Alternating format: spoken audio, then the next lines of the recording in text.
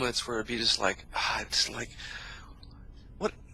There aren't any problems. Like that, people are making all of this stuff up, you know. And then and then the mind would come back and say, see, now you've really seen something.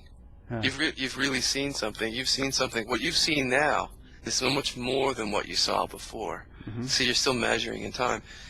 And then there came a point where it was just like, oh, that whole story of coming to presence is actually absurd on its face. You can't come here.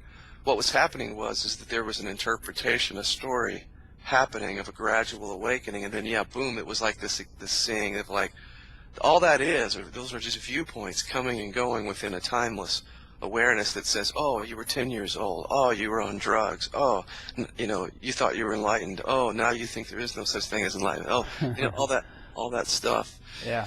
And then it just, so it was both for me, you know. Personally, I have no problem with the idea of both. And in other words, you know, there's a lot of talk in so-called neo-advisor circles about giving up the search, and the whole notion of progress is absurd, and so on and so forth.